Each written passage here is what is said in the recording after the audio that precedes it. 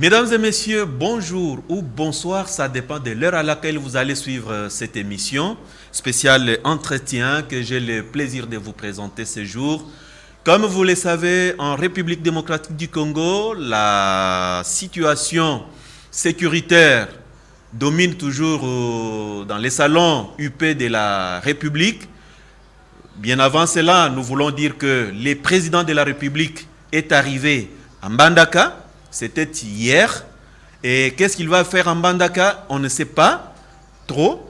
Et puis, nous allons parler avec mon invité permanent en la personne de messieurs Gu Bao Ebamou, qui est un cadre non négligeable de l'UDPS, à qui j'ai dit bonjour.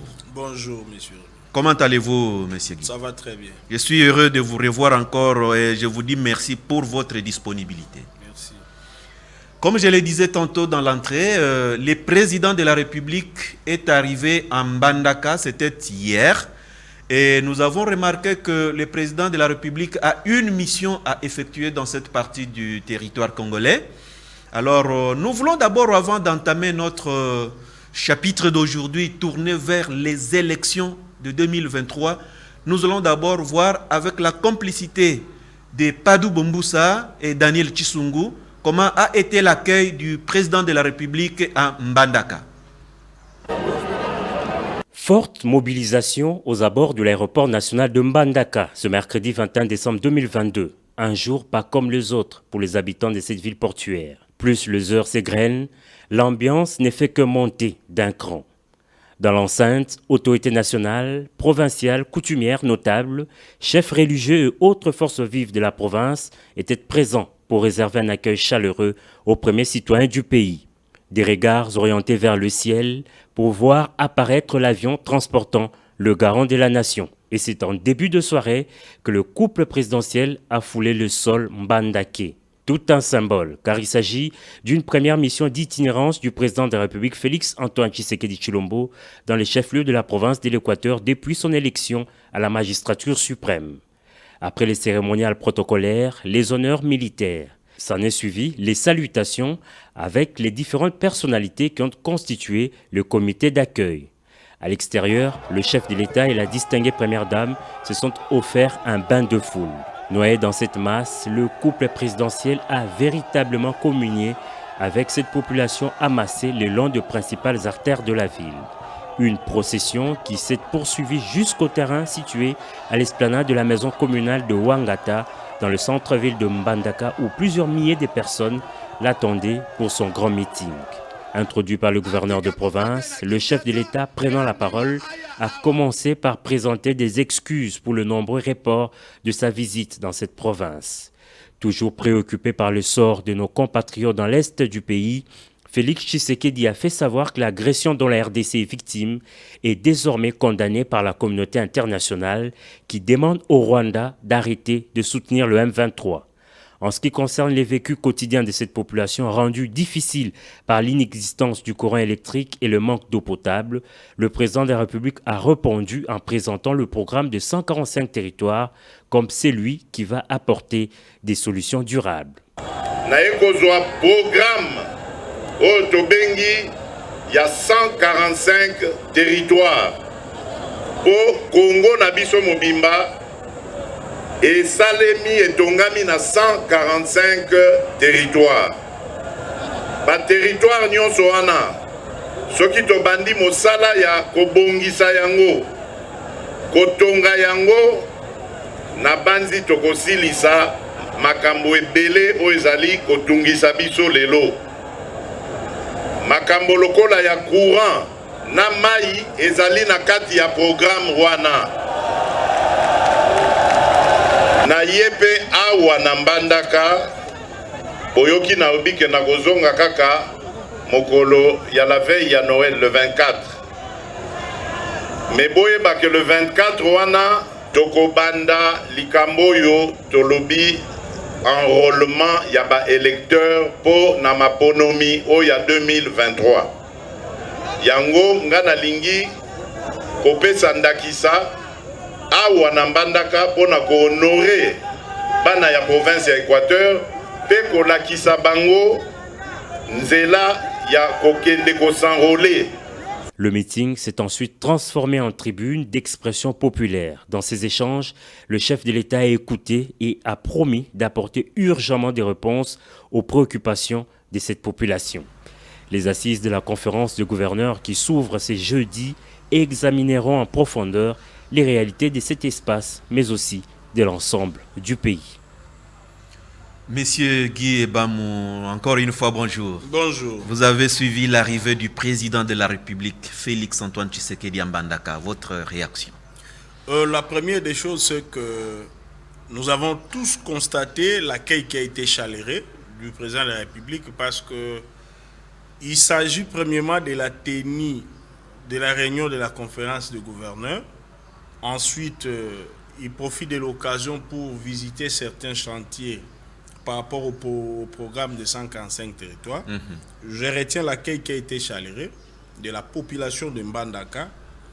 Deuxième chose, c'est la proximité du président avec le peuple à travers les questions-réponses. Ça, ce sont des histoires qu'on a vues rarement.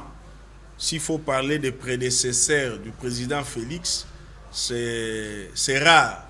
Je crois que le maréchal Mobutu a le faire à un certain moment. Félix Tshisekedi a fait aussi une exception qu'il faut souligner. De trois, le contenu du message. Il a parlé de l'Est du pays. Il a parlé de problèmes internes de la population. Et ensuite, il a parlé de l'année électorale. Donc, je crois qu'il a ensuite exigé l'unité de la population pour arriver à résoudre le problème. Donc, c'était un accueil qu'on peut saluer. C'est que le président de la République a eu tout de même trop de reports. Un report, il vient aujourd'hui, il vient demain, mais finalement, il est arrivé et vous avez vu comment la population l'a accueilli. Ça, ce n'est pas notre problème, mais la population peut toujours accueillir son président comme elle veut. C'est un droit. Mais le président de la République a toujours promis. Par exemple, il donne la promesse selon laquelle il va construire l'université de Mbandaka. Et les gens se disent, mais le président nous promet trop. Qu'est-ce que vous pensez de ces promesses-là? Non, le président en tant que leader, en tant que papa, lorsqu'un besoin se présente, il doit promettre. Il n'a pas une autre réponse. Il ne peut pas dire non, surtout que les besoins réels. Il a promis et il a même rappelé à la population que beaucoup de problèmes trouveront les réponses à travers le programme de 145 territoires. Parce qu'à titre de rappel, le programme contient plusieurs volets. Il y a la réhabilitation des routes, le problème d'eau, le problème d'électricité, la construction des bâtiments en termes de bâtiments administratifs, les écoles, les universités, tout ça se trouve dans le programme de 145 territoires. Donc la promesse, elle est normale. Peut-être le fort à faire, dès qu'il y a une promesse du chef, il faut qu'il y ait un suivi aussi au niveau de la population pour la matérialisation de cette promesse.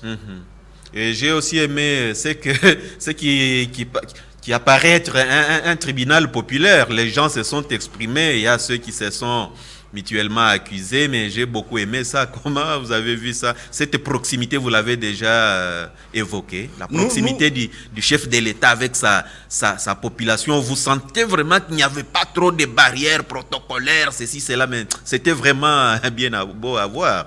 Ça, c'est le style du chef de l'État, Félix Tshisekedi. C'est-à-dire, il est issu de ce peuple-là. Il ne peut pas gérer autrement. Lorsque vous êtes issu d'un groupe social, vous ne pouvez qu'être proche d'eux. Vous êtes leur émanation. Vous êtes leur miroir. Donc, c'est quelque chose de naturel en lui, quelque chose de normal. Et puis, ce n'est pas une tribune populaire, mais c'est la liberté même de l'expression. C'est ça la réalité. Très bien. Bien avant de s'envoler pour Mbandaka, le président de la République s'est recueilli devant les victimes de la pluie torrentielle qui s'est abattue, je crois, en date de le 13 décembre. 2022, il y a eu plus de 169 morts, des morts qui étaient pourtant évitables. L'UDPS au pouvoir, qu'est-ce que l'UDPS a fait? Parce que les gens disent que oui, si à 18 ans, on n'a rien fait, mais l'UDPS qui est venu au pouvoir, qu'est-ce qu'elle a fait pour montrer qu'il y a un changement? Les gens disent que ce sont les morts de l'UDPS. Votre réplique? Bon, nous commençons par présenter nos condoléances aux familles des victimes. Ça, ce sont des drames qui nous choquent, qui nous font mal. Alors, au-delà de ces drames, nous ne voulons pas trop pointer du doigt les victimes. Il y a plusieurs responsabilités à établir. Il y a les caniveaux qui ne sont pas curés, au contraire, qui ont été pratiquement détruites par notre comportement en tant que citoyens. Nous nous sommes mal comportés. Il y a les constructions anarchiques. Ouais, surtout ça. Ça a été déjà dénoncé et vous avez constaté même l'hôtel de ville faisait un effort de sensibilisation vis-à-vis de la population pour mettre fin à cette histoire, mais malheureusement, les gens ont fait la sourde oreille. Aujourd'hui, il y a des conséquences. Aujourd'hui, il y a des conséquences. Nous devons tirer les leçons, c'est-à-dire éviter des choses qui nous amènent vers la mort, vers les cas dramatiques. Moi, je n'entrerai pas dans la polémique de dire les morts de l'UDPS. C'est ce que les gens disent. Nous sommes au pouvoir, c'est nous qui sommes en train de gérer. Nous allons faire un effort pour apporter des solutions aux problèmes de la population. Est-ce qu'il faut seulement attendre que les gens meurent pour que vous puissiez intervenir? Non, non, on ne peut pas attendre la mort. Comme je vous l'ai dit précédemment, l'hôtel de ville avait commencé même la destruction de certaines constructions anarchiques. Vous savez, la réaction d'une partie de l'opinion. Donc, il y a des dispositions que nous devons prendre pour éviter ce qui est arrivé. Donc, il y a un côté citoyen, le civisme que nous devons manifester pour éviter les morts. Il est vrai, nous, c'est en 4 ans que nous sommes en train de remplir un trou creusé pendant 40 ans. Nous voulons les remplir dans 4 ans. Ce n'est pas faisable, mais les efforts sont faits pour mettre fin à cette histoire. Très bien. Il n'y avait pas que des morts, il y a eu de dégâts matériels considérables. Et nous avons vu même la route numéro 1 coupée en 2. Et ça nous a apporté des choses désagréables. Il y a des marchandises pourries, il y a les passages étaient... Bon, il n'y avait pas fluidité du trafic. Et on dit, mais pourquoi toujours l'ancienne configuration? Quand la route se casse et c'est fini, tout s'arrête. Il n'y a pas une politique de diversifier. Il fallait qu'il y ait quand même plusieurs routes qui entrent, qui sortent de Kinshasa. J'avais d'ailleurs suivi lors de la campagne des gouverneurs la fois passée avec Ngobila, quand ils présentaient leur programme d'action. Messieurs, comment il s'appelle, Diatabao, il est avec vous dans la coalition, Laurent Batumona. Il disait, il avait donné vraiment des exemples qui montraient que la ville de Kinshasa ne pouvait pas mériter tout ce qui lui arrive. Dans son programme, vraiment, j'avais beaucoup aimé son discours. Et aujourd'hui, c'est tout à fait le contraire. Une seule route d'entrée, une seule route de sortie. Et nous avons vu des embouteillages monstres du rond-point Ngaba. Mon Dieu.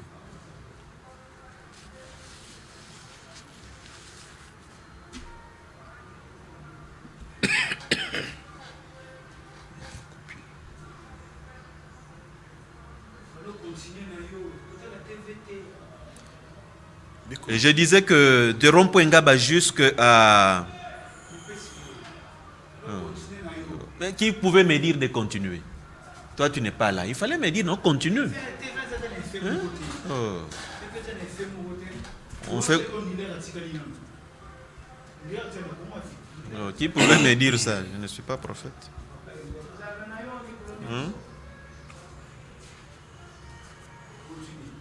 Alors je disais que Laurent Batumona disait à l'époque que Kinshasa ne pouvait pas mériter ça.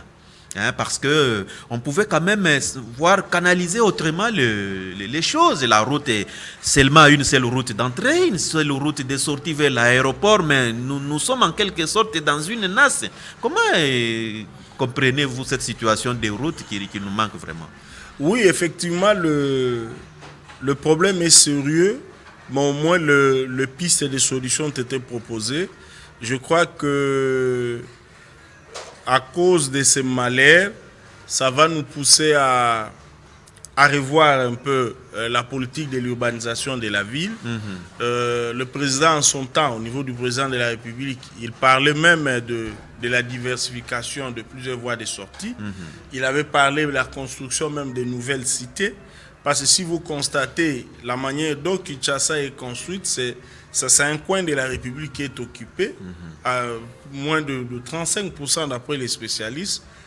Plus de 65% est un peu vide là au niveau des Tchangou. Donc il y a beaucoup de choses à refaire par rapport à l'aménagement de la ville. C'est ça. C'est dans le programme.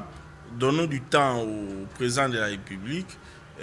La situation va s'améliorer. Et puis il y a les attributions du gouverneur de la ville, et lui et son équipe gouvernementale, où nous devons aussi insister auprès du bureau de l'Assemblée provinciale, afin que le gouverneur aussi puisse prendre ses responsabilités en main en termes de solutions à donner aux problèmes de la population. Des caniveaux bouchés avec des banquises de bouteilles, mais ce sont des bouteilles produites ici, fabriquées à Kinshasa. Mais comment vous fermez toujours les yeux sur ces entreprises-là qui pondent des bouteilles non-stop, vraiment? Je crois qu'on va aller vers la meilleure des solutions parce qu'il en a de trop. Ça commence à nous causer des dégâts. Je crois l'air est arrivé pour l'hôtel de ville de prendre des dispositions pour protéger la population. Merci beaucoup. Nous abordons maintenant les points relatifs à la mort de Mamou National. Je crois que ça vous a quand même tiqué en tant qu'artiste congolaise que vous avez connu quand même. Oui, pour Mamou National, c'est qu'on peut dire d'abord présenter nos condoléances à sa famille biologique et à sa famille artistique. Mamou National, c'est une des grandes artistes de notre pays. Et notre culture également. Qui a une particularité, c'est qu'elle était l'ambassadrice de notre culture à l'extérieur du pays. Vous savez, lorsqu'on grandissait encore dans cette ville de Kinshasa, il y a plusieurs décennies, quelqu'un qui parle dans sa langue maternelle ou qui chante dans sa langue maternelle, c'était quelque chose de gênant pour le Kinois.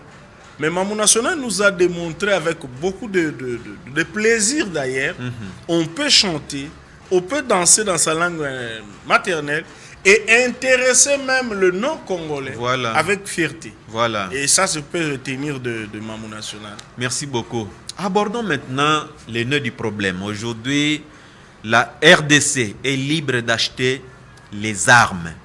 Ça veut dire quoi? La diplomatie congolaise est en marche? Oui, nous l'avons dit à l'époque. Nos opposants ne nous avaient pas cru. Ils disaient que c'était de l'aventure. Nous avons dit que Félix Tshisekedi a beaucoup de qualités, notre chef de l'État. Parmi ses qualités, il a un côté diplomatique très développé. Et voilà, grâce à l'animation de la diplomatie congolaise, qui est composée de plusieurs personnalités et structures, le gouvernement et autres, nous sommes arrivés à la solution. Toute l'opinion avait décrié cette politique de notification avant l'achat des armes. Vraiment. Et aujourd'hui, c'est fait. C'est une grande victoire. Il faut saluer et applaudir les institutions de l'État grâce à cette victoire diplomatique. Mais les opposants n'entendent pas de cette oreille. Ils disent que non, c'est grâce à la population. Oui, s'ils disent grâce à la population, bravo. Cette population n'est pas dirigée par la masse. Voilà. Elle est dirigée par un individu qui s'appelle Félix Tshisekedi. Il n'y a pas de problème, il n'y a pas de contradiction. Le plus important, c'est que même eux, ils sont contents que l'embargo ait été enlevé et c'est une bonne chose. Est-ce que ça veut dire que, comme la communauté internationale a reconnu effectivement et publiquement que le Rwanda soutenait et continue à soutenir le M23, même les chers téléspectateurs le savent, voulons-nous dire que Kagame, c'est lui qui est le protecteur de M23 et dos au mur ou comment? Il est dos au mur parce que si l'opinion peut se rappeler, depuis que cette histoire a commencé, le président de la République a mené une offensive diplomatique comme jamais. Ça a mis le président rwandais en difficulté. Sur le plan de l'opinion nationale, le peuple congolais a pris conscience. Ça a été une très bonne chose. La réponse à la prise de conscience, c'est la mobilisation de jeunes au niveau de l'armée. Nous avons eu plus de 10 000 adhésions. Pour la première phase. Pour la première phase. Et puis il y a eu la réaction de l'opinion nationale hostile au Rwandais derrière les institutions de l'État. C'est quelque chose de louable. Il faut ajouter maintenant sur le plan international, tous les pays pratiquement sont en train de condamner. Il y a eu la France, il y a eu la Belgique, même l'Allemagne a condamné cette agression. Malheureusement, l'Union africaine, on n'a pas entendu un quelconque communiqué dans ce sens. On va y arriver petit à petit. Les gens sont en train de comprendre. En fait, Kagame avait une avance de 18 ans, de plus de 18 ans, sur notre diplomatie. Maintenant, nous sommes en train de les mettre en difficulté. Et les derniers éléments, c'est au niveau des États-Unis lors du sommet Afrique-États-Unis, où le secrétaire d'État américain a refusé de rencontrer M. Kagame. Et la réponse était claire, il ne représente pas grand-chose. Et puis, il est là indexé comme agresseur. Mais quand même, on lui donne de l'argent, on soutient son armée, comme soi-disant que son armée est dans un pays, je ne sais pas, au Mozambique, quelque chose comme ça, et puis on lui donne plus de 20 millions de dollars, et puis il est plébiscité, meilleur acteur politique, je ne sais pas, du continent africain, ça veut dire quoi? Non, ça c'est sa propagande à lui, ça n'a rien à voir. Aujourd'hui, les gens ont compris, et même l'opinion au niveau du Rwanda a compris réellement que l'attitude de leur président, M. Kagame, est en train de créer deux problèmes à la nation rwandaise. Heureusement, à notre niveau, le président de la République, comme tous les gouvernements, ils sont en train de faire la différence entre le Rwandais, le peuple rwandais, avec qui nous n'avons pas de problème, et le régime de M. Kagame, qui sont à la base de la misère dans les Grands Lacs. Donc, le président rwandais est dos au mur, il est en difficulté, il subit l'isolement. Même le peu là qu'il reçoit, que vous venez de décrire, avec le temps, ça va cesser. Oui, ça ne veut pas dire que vous achetez des armes pour régler un compte contre le Rwanda. Le président de la République l'a même reconnu que le Rwanda, c'est un pays frère.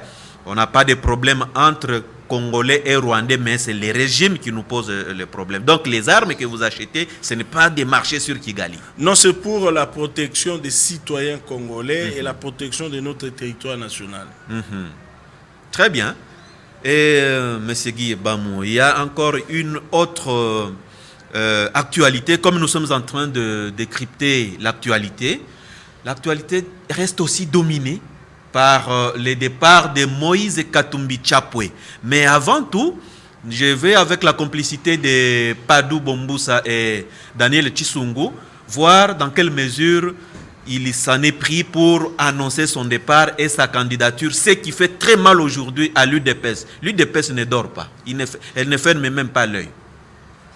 Mes pensées vont d'abord à la population congolaise. Nous avons de milliers de déplacés des guerres dans notre pays. Et je condamne fermement cette agression du M23. Vous savez que ce soit le Rwanda ou le Burundi ou l'Ouganda, je ne serai jamais d'accord que de pays voisins puissent aider les rebelles dans notre pays. C'est une guerre injuste. Le M23 doit partir. Vous savez, moi, je ne suis pas quelqu'un qui pleure. Ça fait depuis 1998 que nous sommes en train de condamner les autres pays voisins. Il faudrait qu'on cesse de pleurer. Il faut que nous puissions agir. Donc, il faut que nous puissions motiver notre armée. Moïse Katumbi, votre parti Ensemble pour la République et vous-même, vous êtes toujours allié de Félix Tshisekedi dans l'Union sacrée. Qu'est-ce que vous pensez, quel bilan vous portez, qu'est-ce que vous pensez de la gestion du pays par le président Tshisekedi depuis 4 ans? Vous savez, je suis allié dans l'Union sacrée, ça fait 2 ans. Le président Tshisekedi avait fait appel à moi et à mon parti pour le rejoindre. Mais le bilan est très mauvais. Le bilan est chaotique. Mais j'ai donné des conseils en interne. J'ai écrit au président de la de la République et j'avais aussi donné le cahier de charge quand j'ai accepté de rejoindre l'Union sacrée et ce cahier de charge n'a pas été considéré. Alors, depuis des mois, tout le monde se pose la question, en raison de ce que vous venez de dire, de vos critiques à l'égard du président Tshisekedi. La question est la suivante, est-ce que vous allez, oui ou non, être candidat à l'élection présidentielle de décembre 2023 ? Vous savez, ce n'est pas des critiques, c'est une réalité. J'ai donné de conseils en interne, mais comme la situation continue à être chaotique, je dois sauver un peuple en danger. Et je serai candidat en 2023, mais je dois avaliser ma candidature au congrès de notre parti le 19 à Lubumbashi. Donc, je serai candidat parce que j'ai une vision pour mon pays et j'ai un bilan quand j'étais gouverneur et j'ai de l'expertise aussi. Et M. Guibao, vous avez suivi Moïse Katumbi Chapwe. Il quitte la coalition, votre plateforme, et puis il dit vous avez un bilan négatif. Et d'ailleurs, cette prise de parole montre que l'UDPS ne dort même pas. L'UDPS est en train de frissonner. Votre réaction? Non, contrairement à vos affirmations, à l'UDPS, nous sommes très calmes. Très calmes pour la tout simple raison que M. Moïse Katumbi a été notre allié. Il a eu des ministres dans notre gouvernement. Nous avons cheminé ensemble. Mais ils ont compris que l'élan que le chef de l'État est en train de prendre, il risque de disparaître politiquement. Il a voulu se démarquer. Ce qu'il dit sur le bilan, là, ça c'est de la propagande. Mais le plus important, la question qu'il faut se poser. Avec un budget de 14 milliards de dollars, une réserve d'échange de plus de 4 milliards de dollars, la gratuité de l'enseignement qui a sorti plus de 5 millions d'enfants en âge de scolarité de la maison vers l'école, la couverture de santé universelle qui est amorcée, les 145 territoires, le projet qui est en route, la réhabilitation de certaines routes, et lui-même, M. Katumbi, c'est une des preuves vivantes de notre bilan. Nous l'avons trouvé exilé. C'est Félix Tshisekedi qui a permis son retour. C'est pourquoi vous acharnez contre lui. Il n'y a pas d'acharnement. Bien sûr, mais nous rappelons, parce que lorsqu'il parle d'un bilan chaotique, qu'il est venu sauver le peuple, mais il dit ensuite, s'il vous plaît, il donne même sa main à couper. Il dit c'est la réalité que je vous dis. Lui qui est dans la même marmite que vous. Non, c'est ce que je suis en train de dire. Il est dans la propagande. Mais la réalité, je dis, M. Katumbi fait partie de notre bilan. Nous l'avons trouvé, lui et la majorité de ses collaborateurs, exilés. Grâce à Félix Tshisekedi, à sa gouvernance qui est chaotique, ça lui a permis de revenir et de retrouver même ses affaires, de retrouver même ses documents en termes de citoyenneté. Donc il n'a que des merci à dire à Félix Tshisekedi et non la critique négative. J'ai entendu aussi, il a une vision. Il était dans une coalition ou dans un parti avec M. Kabila, où ils ont fait les années qu'ils ont fait. Est-ce qu'il peut comparer ces bilans-là avec nos 4 ans? Non, il ne peut pas. Il parle que lui ne serait pas pleurnichard. Non, monsieur ne doit pas se lui cacher qui pleure, c'est derrière le mot. Le Rwanda nous agresse. Kagame nous agresse. Lorsqu'il faut l'expliquer à l'extérieur, tu dois commencer par quoi? T'étais? Non. Tu dois expliquer à tout le monde, nous sommes devant un problème. Le problème, c'est l'agression du président rwandais. Lui, il a peur, il ne sait pas pointer du doigt Kagame. Les citer nommément. Il ne sait pas les citer, il a peur. C'est là où je dois profiter pour dire aux Congolais, être président de la République du Congo, il faut de la dignité, de la détermination, du patriotisme, un leadership crédible, comme Félix Tshisekedi est en train de l'exercer.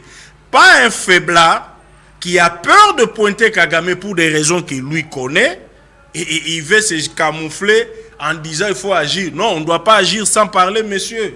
Ça, c'est regrettable. Voilà la preuve d'un faiblard qui a peur de Kagame, mais qui veut dire à tout le monde, il va nous diriger. Il n'affrontera jamais Kagame. Parce qu'il n'a pas la force. Il essaie, c'est ce qu'il manifeste. C'est là toute la différence avec Félix Tshisekedi. Heureusement, les Congolais ont répondu à l'appel de mobilisation du chef de l'État. Ils n'auront pas le temps de suivre M. Katumbi. Oui, mais on a dit qu'effectivement, l'UDPS a trop peur. Vous ne dormez même pas parce que si Katumbi aujourd'hui rencontre Matata Ponyo, rencontre Fayulu, rencontre le docteur Mukwege, rencontre Mouzito pour faire la coalition contre l'UDPS, contre les pouvoirs en place et aussi avec Joseph Kabila. L'UDPS n'aura même pas une voix. Nous avons gagné en 2018 face à tous ces gens-là. Aucune des personnalités que vous avez citées a été notre allié en 2018. Curieusement, les noms que vous êtes en train de citer, nous les avons affrontés et nous les avons battus. Félix Tshisekedi est devenu président. Et nous allons encore le battre de nouveau. Soyez tranquille. Le peuple qui est patriote ne laissera pas un fils du pays, lequel fils, leur chef de l'État, le commandant suprême de l'armée, perdre les élections. Bon, ok. Alors, M. Guibao, le calme de Jean-Pierre Bemba, ça ne vous fait pas réfléchir 2 fois, 3 fois, voire même 4 fois? Moïse s'est déclaré, il a claqué la porte de l'Union sacrée, mais le calme de Jean-Pierre Bemba, ça ne vous fait pas aussi peur? En tout cas, jusque-là, le président Bemba n'a posé aucun problème. Il faut plutôt saluer son attitude patriotique. Il est en train de soutenir le président de la République. Il est en train de soutenir les institutions de l'État. Il ne pose aucun problème. Parce que vous avez parlé du billet, plutôt qu'est-ce que je peux dire, du budget. Le budget, nous avons quand même remarqué, chers téléspectateurs, que les budgets du gouvernement Tshilé-Gelou, comme on l'appelle, a essayé un peu d'augmenter. Nous avons toujours les mêmes entreprises de l'État, des GI, des GERAD et autres, qui font entrer de l'argent dans la caisse de l'État. Et il y a toujours des sources des sources obscures. Il y a des coulages et des recettes qui n'entrent pas dans la ligne de conduite. Alors la guerre menée par Alinguete, ça fait quand même ça fait un rescousse, plutôt qu'est-ce que je peux dire? Ça fait quand même un poids pour booster un peu le gouvernement Tshilé-Gelou de Tshisekedi. Alinguete joue quel rôle dans ce budget ici? Non, il joue son rôle tel que lui est reconnu par la loi. C'est l'inspection générale des finances qui a été réhabilitée par le président Félix Tshisekedi. Le président Félix Tshisekedi a insisté sur l'aspect contrôle de l'argent de l'État. Cet aspect a permis une certaine prise de conscience et un accroissement des recettes de l'État dans les entreprises chargées de mobilisation des recettes. Et oui, je crois que ça, ce sont des actes à applaudir, des compatriotes qui sont en train de travailler dans les régies financières, en train de remplir la caisse de l'État, et c'est au bonheur des Congolais. Et puis, on n'a pas recouru à la planche à billets, tout ça. Non, je vois que ce sont des actes à féliciter, et ils nous administrent la preuve. Et l'IGF et les entreprises qui mobilisent des recettes, qui ont encore des Congolais valables, l'État peut continuer à compter sur eux. Malgré ça, il y a toujours des Congolais qui continuent à voler la caisse de l'État, les richesses du sous-sol et du sol congolais. Oui, malheureusement, ce sont des comportements ancrés dans certains compatriotes. Ça ne date pas d'aujourd'hui. C'est devenu du mode de vie. C'est la raison pour laquelle, vers les années 1992-93, vous avez vu l'UDPS par la bouche de ses pères fondateurs, Papa Tshisekedi, Papa Kibasa, Papa Mbouankem, Papa Marcel Liaou, lorsqu'ils ont insisté sur le changement des mentalités qui devaient nous caractériser, c'est-à-dire renoncer au mal, renoncer aux antivaleurs pour servir réellement l'intérêt général. C'est la raison pour laquelle le président Félix a repris cette vision-là. Lorsqu'on insiste sur le peuple d'abord, c'est le peuple qui est au centre de la préoccupation du gouvernant, ce qui fait nous rejetons et nous combattons les antivaleurs. Guibao, cap vers les élections 2023. L'UDPS se prépare vraiment. Vous êtes sûr que le président Tshisekedi sera réélu? Ça, c'est votre credo. Et parlons un peu des élections législatives, puisque ça a déjà commencé, ça commence le 24 ici. Le président de la République va donner les go à partir de la ville de Mbandaka. C'est-à-dire que les élections auront bel et bien lieu. L'enrôlement plutôt, oui, pour qu'il y ait élection, il faut d'abord les enrôlements, ça commence par la partie ouest. Alors, je disais que cap vers les élections, vous êtes sûr, avec votre UDPS, peut-être vous comptez sur les alliés pour avoir la majorité au Parlement. Nous profitons d'abord de l'occasion que vous nous avez offerte d'appeler toute la population d'aller s'enrôler à partir du 24. Pour voter demain, il faut avoir une carte. L'occasion qui nous est donnée durant la durée que la CENI vient de nous donner, nous devons nous enrôler massivement si nous voulons bien voter Félix Tshisekedi et des candidats députés et autres dans l'ensemble. Donc c'est un appel que nous lançons à l'endroit de toute l'opinion. Deuxièmement, s'agissant des élections, nous sommes en train de nous préparer à l'Union pour la démocratie et le progrès social. Nous comptons sur notre capacité à s'organiser. Nous avons une structure en interne qui s'appelle la Commission électorale permanente, qui est dirigée par M. Jacquemain Chabani, qui depuis hier a été nommé conseiller principal du chef de l'État. Nous profitons de l'occasion pour le féliciter. Donc nous sommes très avancés dans la préparation des élections.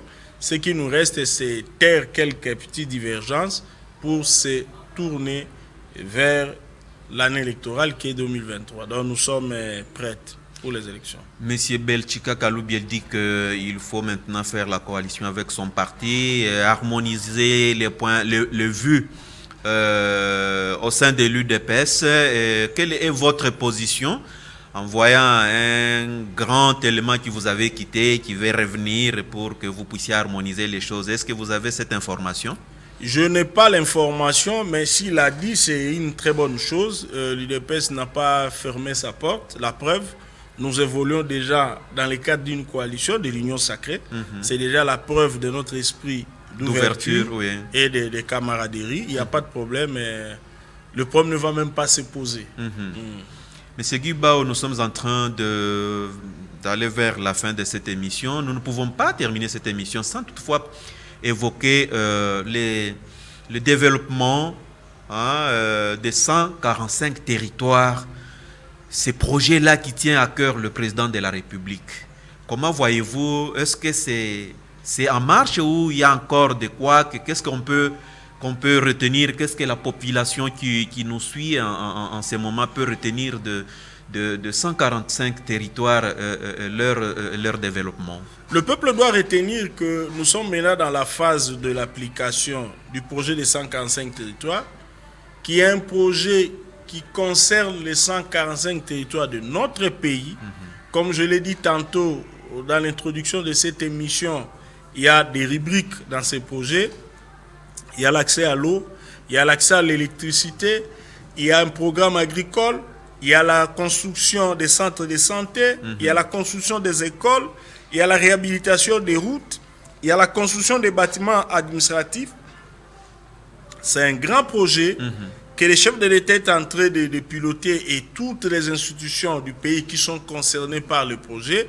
Je crois que le rôle de citoyen ici, c'est de suivre l'exécution de ces projets.